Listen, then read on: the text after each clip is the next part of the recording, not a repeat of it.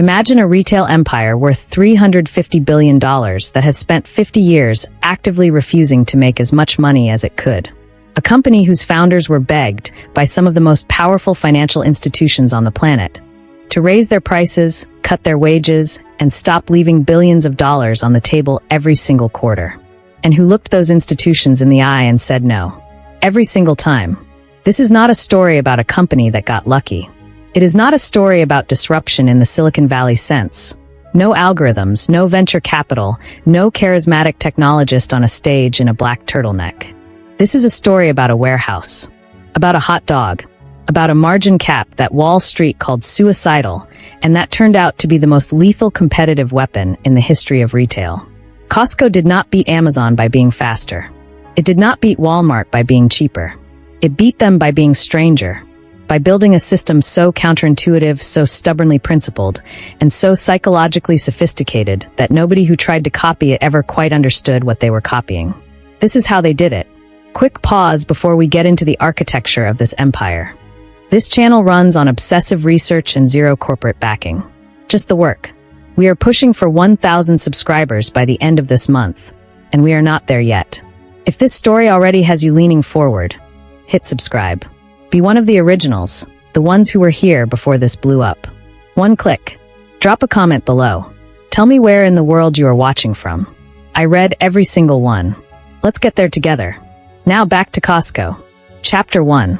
The margin that changed everything. James Sinegal did not invent discount retail. He learned it from a man named Sol Price, who had spent 2 decades quietly proving that the entire retail industry was built on a lie. The lie was this: that the way to build a successful retail business was to acquire goods cheaply and sell them at the highest margin the market would tolerate. This was not merely conventional wisdom.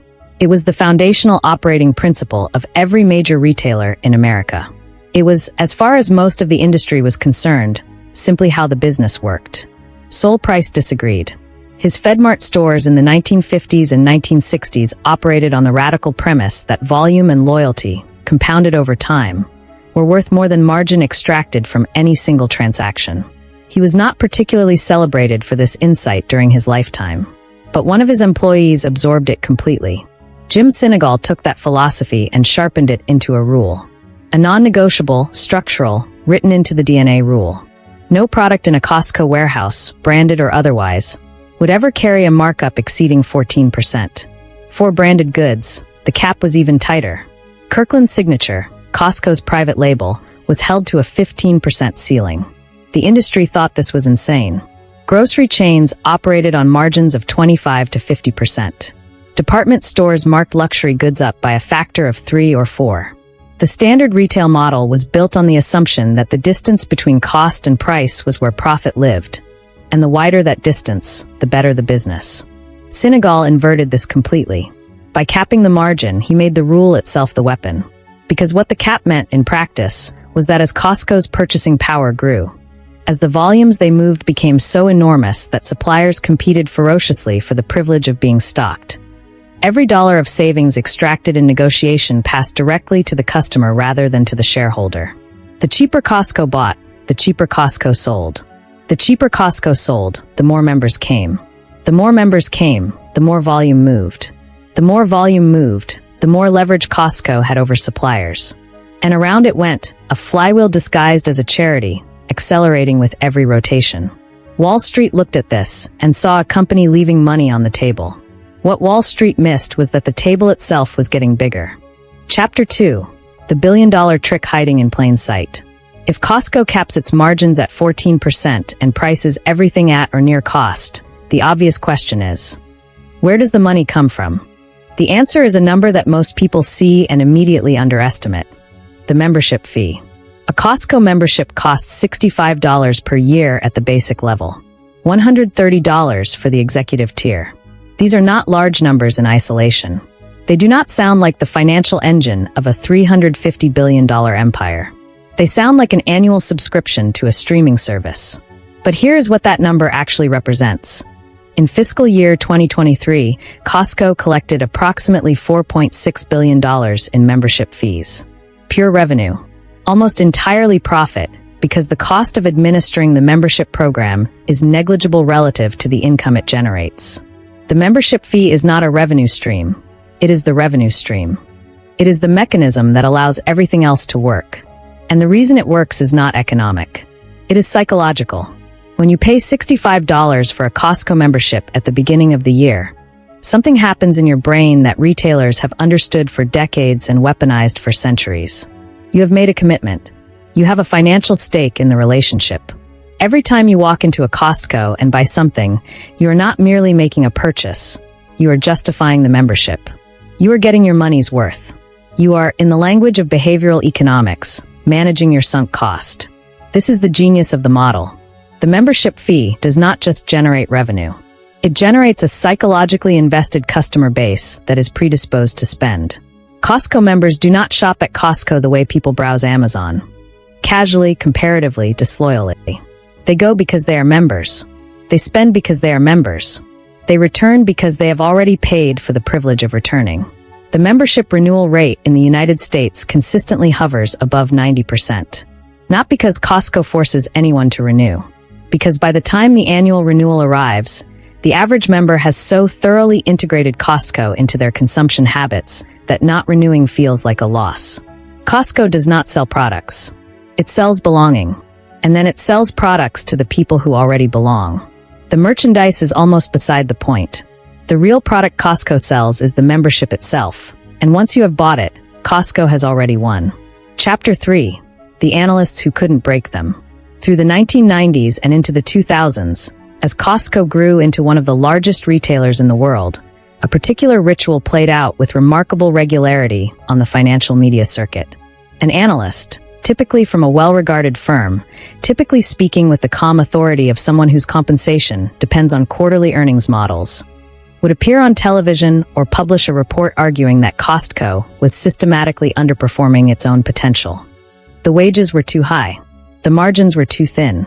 The company was, in essence, being too generous with its customers and its employees at the direct expense of its shareholders. These were not frivolous arguments. They were mathematically coherent. If Costco raised its margins by even 5%, the additional revenue would have been staggering. If it had paid its warehouse employees at the rate its competitors paid theirs, the labor cost savings would have appeared immediately on the quarterly report. Jim Sinegal's response to this argument, delivered across decades of shareholder meetings, press interviews, and analyst calls, was consistent and unhurried. He did not become defensive. He did not produce counter-arguments designed to placate the quarterly earnings machinery. He simply explained, with the patience of someone who has already decided not to be moved, that Costco was not optimizing for the quarter. It was optimizing for the decade, for the relationship, for the trust that, once built, became a structural advantage no competitor could purchase.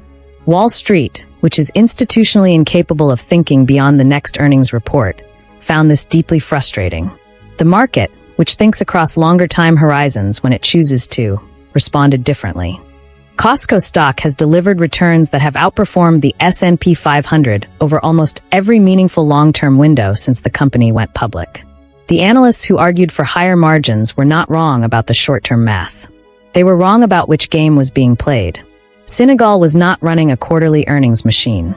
He was building an institution, something that would outlast him, outlast his founding team, and outlast the particular economic moment in which it was created. And institutions, unlike quarterly reports, are not made from margin points. They are made from trust. Every time Wall Street told Costco to change, and Costco didn't, the moat got a little deeper. Chapter 4. The Hot Dog That Became a Blood Pact.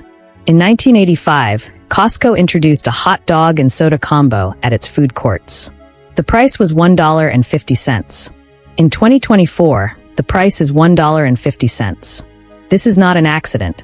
It is not an oversight. It is not the result of a pricing committee failing to update their spreadsheet across 4 decades of inflation.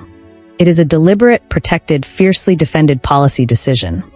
One that has survived multiple CEOs, multiple economic crises, multiple periods of significant inflation, and at least one extraordinarily direct conversation between Jim Sinegal and his successor.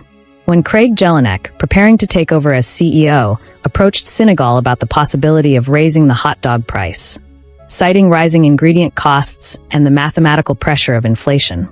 Senegal's response entered corporate legend.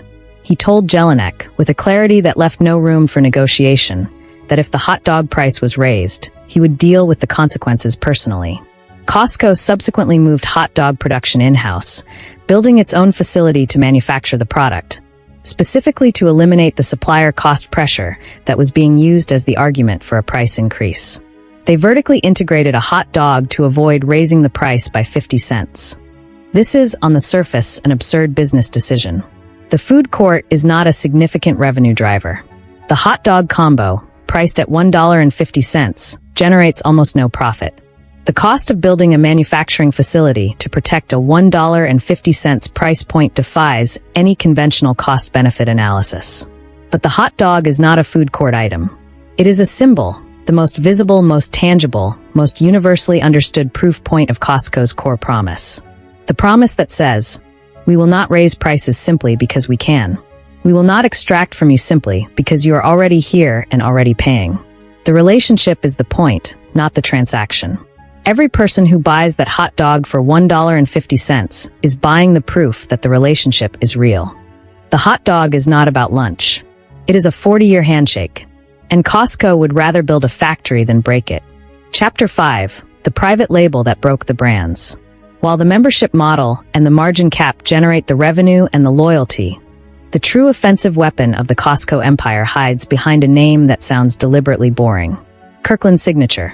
Named after Costco's original headquarters city in Washington state, Kirkland is the most successful private label brand in retail history. It generates over $50 billion in annual revenue, a figure that, if Kirkland were an independent company, would place it among the largest consumer goods businesses in the world. The strategy behind Kirkland is not merely about offering a cheaper alternative to branded products. It is a lever of institutional power so significant that it has fundamentally altered the relationship between Costco and every major consumer brand that sells through its warehouses. Here is how it works. Costco approaches a premium brand, a spirits producer, a coffee company, a clothing manufacturer, and negotiates a supply agreement. The brand, recognizing the volume that Costco moves, accepts. The products sell well. The brand becomes dependent on Costco's distribution. Then Costco makes a quiet observation. The product is performing well. The supplier is profitable. The margin the supplier is charging could be reduced, and the savings passed to the Costco member, and the volume would only increase. Would the supplier like to renegotiate? If the supplier declines, Costco executes the alternative. Their product development team, which has spent years analyzing the precise formulation, manufacturing process, and consumer preference data associated with that product, engineers a Kirkland Signature equivalent. They manufacture it at scale, price it significantly below the branded competitor, and place it on the shelf directly adjacent. The branded product, suddenly competing against a near-identical item at a fraction of the price. Inside a store whose members already have a psychological predisposition to trust the Kirkland label, begins to lose market share. Rapidly. This is not predatory pricing. It is not technically coercive. But it is a demonstration of power so clear and so reliable that most suppliers, understanding the dynamic, choose to renegotiate before reaching that point. Kirkland does not threaten brands. It simply reminds them what happens when Costco decides to compete. Chapter 6. Paying more to spend less. The American retail industry has one of the highest employee turnover rates of any sector in the economy. The average turnover rate for hourly retail workers sits between 60 and 100% annually, meaning that for every 100 employees a typical retailer hires, between 60 and 100 of them will leave within 12 months. This is treated by most of the industry as an unavoidable cost of doing business in a low-wage, high-volume sector. It is not invisible. The cost of recruiting, hiring, and training a replacement retail employee runs to several $1,000s per position. But it is accepted as structural. Baked in. The price of operating at scale in a sector where wage competition is suppressed. Costco decided to pay its employees enough that they would not want to leave. The average Costco hourly wage has consistently sat significantly above the retail industry average. Full benefits, including healthcare, are extended to both full-time and qualifying part-time employees. Internal promotion is a stated organizational priority. The majority of Costco's managers, including many of its most senior executives, began their careers on the warehouse floor. To the observer conditioned by standard retail logic, this looks like generosity. It is not generosity. It is arithmetic. Costco's employee turnover rate sits below 10%, a fraction of the industry average. The cost of that low turnover, calculated across the size of Costco's workforce, represents billions of dollars in avoided recruitment, training, and productivity loss that competitors absorb as a routine operating expense. The employees who stay become experts. They know the products, the systems, the members, the operational rhythms of their specific warehouse in ways that a replacement hired 6 months ago cannot replicate. That expertise reduces errors, increases efficiency, and creates the kind of consistent member experience that the 90+% renewal rate depends on. Paying more is not charity. It is the most cost-efficient labor strategy in retail. Costco just refuses to pretend otherwise. Chapter 7. How Costco made itself takeover-proof. In the modern era of activist investors, private equity acquisition, and algorithmic short-selling, one of the most dangerous things a publicly traded company can be is successful. Success attracts capital. Capital arrives with opinions. Opinions, when backed by large enough ownership stakes, become demands. Costco has developed a structural immunity to this pressure that is almost elegant in its simplicity. The first layer is cultural. Costco's leadership has, since its founding, promoted almost exclusively from within.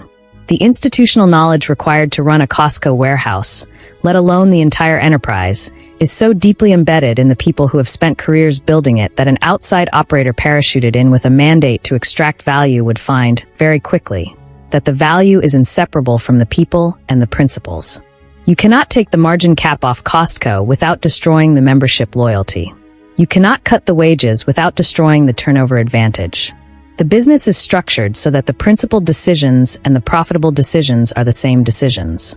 To change the principles is to break the machine. The second layer is financial. Costco periodically issues special dividends, large, direct distributions to shareholders that have totaled billions of dollars across the company's history. These distributions do not optimize the balance sheet in the way that buyback programs or retained earnings might. What they do is purchase loyalty from the shareholder base, a loyalty that is activated precisely when activist pressure begins to build. When your shareholders have received billions in direct distributions from a management team that has outperformed every relevant benchmark across every relevant time horizon, the bar for successfully arguing that management needs to change becomes extremely high. Costco's best defense against the people who want to change it is the track record of the people who built it. The fortress is guarded by its own history. Chapter 8. The model that refused to fail abroad. For years, the consensus among international retail analysts was that the Costco model, the membership, the treasure hunt merchandise, the bulk purchasing, the Spartan warehouse aesthetic, was a peculiarly American phenomenon. It worked, the argument went, because American consumers had large homes with storage space, large cars to transport bulk goods, and a cultural predisposition toward the wholesale club format that had been building since the 1970s. Export it to a different culture, a different urban density, a different relationship to consumption and space, and the model would require so many adaptations that it would cease to be the model at all. In August of 2019, Costco opened its first location in Shanghai. The opening day crowd was so large that the store was forced to close after a few hours for safety reasons. The parking lot was gridlocked for miles in every direction. Membership applications had been submitted by the hundreds of thousands in the weeks prior to opening. The hot dog combo sold. The Kirkland signature products sold. The rotisserie chickens sold out before noon. The critics were wrong. What they had failed to understand is that the Costco model is not a cultural artifact. It is a value proposition, and value, as it turns out, translates without subtitles. The trust that the membership fee encodes, the proof of principle that the hot dog price represents, the quality-to-cost ratio that Kirkland's signature delivers. These are not American ideas. They are human ideas. They work wherever people are being asked to trust a retailer with their money and their time. Today, Costco operates across 14 countries. It is one of the largest retailers on earth by revenue. Its stock has compounded at a rate that has made long-term shareholders wealthy across every economic cycle of the last 4 decades. And it has done all of this while paying its employees more than the industry average, charging its suppliers less than they wanted, pricing its products below what the market would bear, and refusing, at every single point at which a conventional business would have extracted more, to extract more. The $350 billion empire was not built by maximizing what could be taken. It was built by maximizing what could be given, and trusting, with a patience that Wall Street found genuinely baffling, that the giving would compound. It did. It always did. And the lesson, the one that Senegal learned from Price, and that every Costco CEO has carried forward since, is not complicated. It is almost embarrassingly simple. If you treat the customer like someone you are in a long-term relationship with rather than someone you are transacting with today, they will come back. If they come back enough times, the math works out in your favor. Not this quarter. Not next quarter. Eventually. Permanently. Wall Street wanted Costco to be a machine for extracting quarterly earnings. Costco decided to be something harder to build and harder to destroy. It decided to be trusted.